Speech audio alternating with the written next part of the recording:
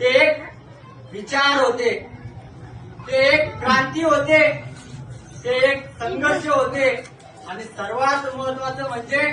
ते समतेचे प्रतीक होते. महामानव डॉक्टर बाबासाहेब आंबेडकरांनी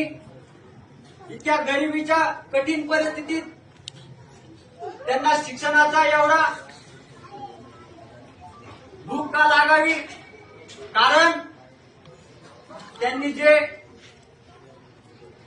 गरिबीचे आणि दलित म्हणून जे चटके भोगले होते, त्यामुळं त्यांना लंडनमध्ये Cambridge university, London of economics अशा जगप्रसिद्ध युनिव्हर्सिटीमधून त्यांना डॉक्टरेट मिळवावी लागली. त्यांनी अफाट मेहनत केली, कारण आपला जो समाज आहे तो जागरूक